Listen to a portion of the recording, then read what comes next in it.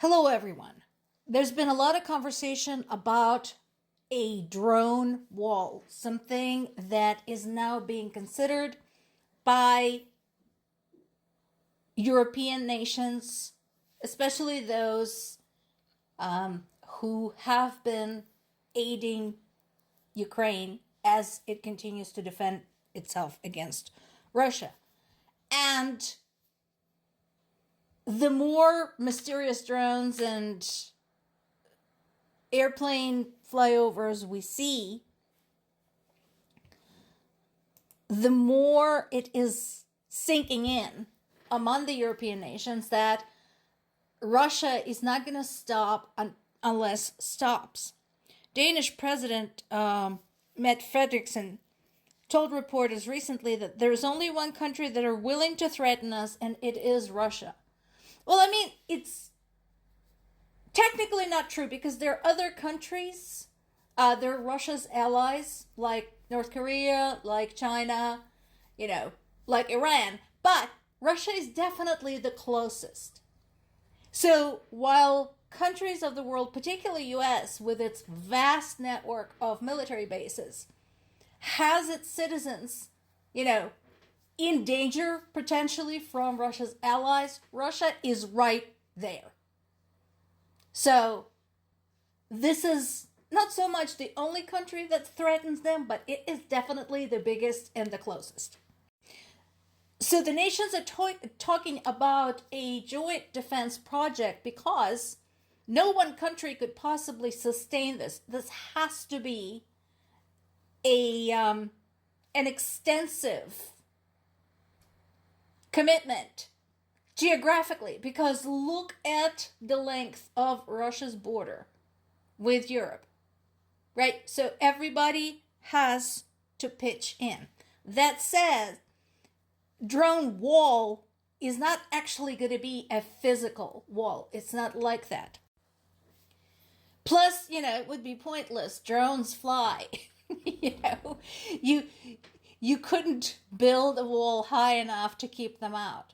But what they're looking at, to some extent, takes the page out of what Ukrainians have already learned and documented.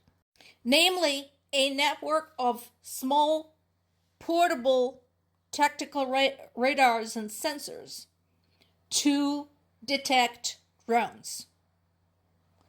Those would be linked to mobile air defense teams and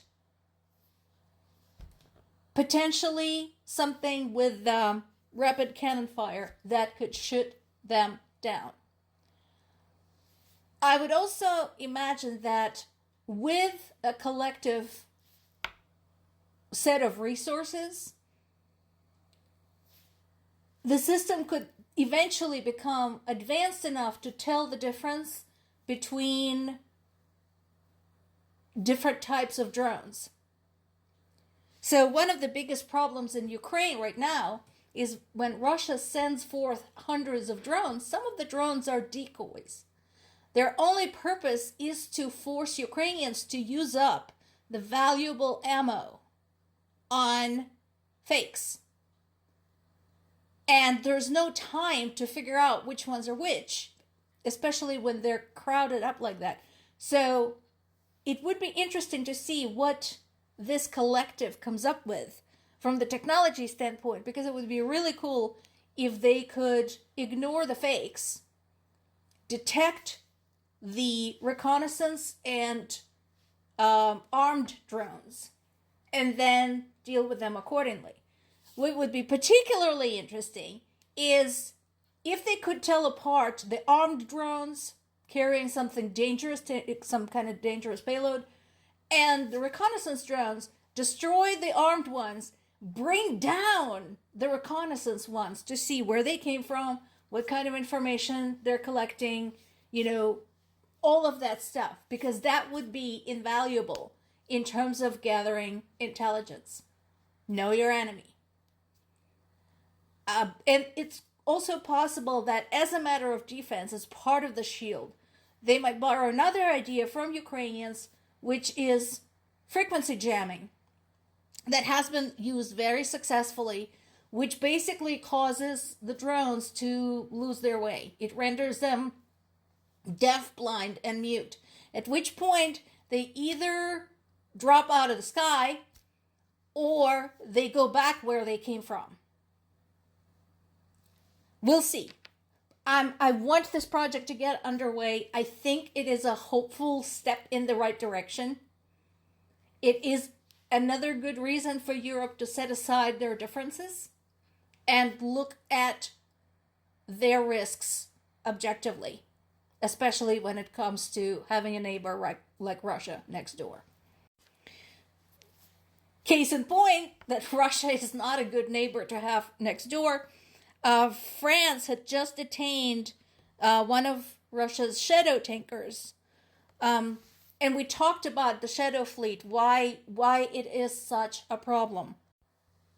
So in addition to the official oil trade that Russia is carrying on with its allies like China, like India, there's also the unofficial trade that is very hard to track and disable. And we talked about the importance of the oil industry and oil trade to Russian economy. This is like the thing that sustains Russian economy right now.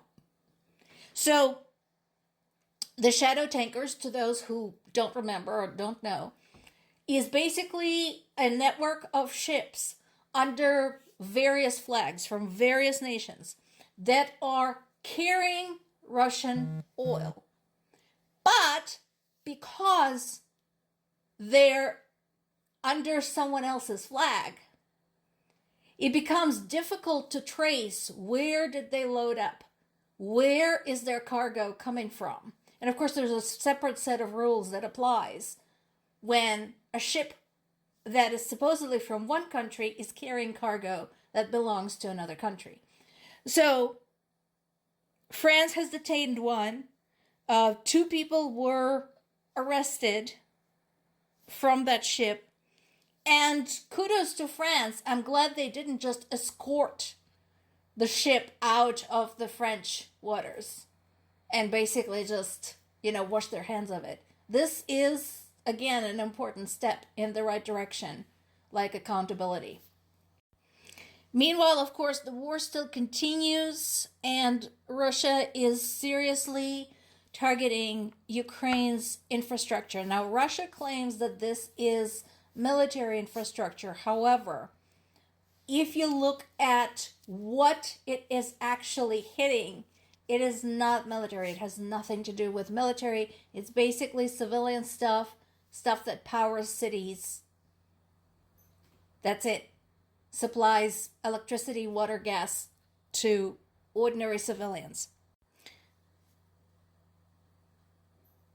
This particular attack, the most recent one, was against natural gas facilities that is run by Ukraine's state-owned Naftogaz, and included 381 drones and 35 missiles. The CEO of the company said this is deliberate terror against civilian facilities that provide gas extraction and processing for the normal life of regular people. That is true. This is not a military facility. They do not differentiate at this point. So, in addition to aiming at Kyiv, there's been also an attack against Kharkiv and Poltava. So, across multiple regions. With its usual cynicism, Russia had claimed to be only targeting military facilities and to have reached all of its military goals in this attack. In Poltava, heartbreakingly, the attacks injured an 8-year-old child and 2 women. Explain to me again, what type of military target did the child present for Russia to hit? More to come.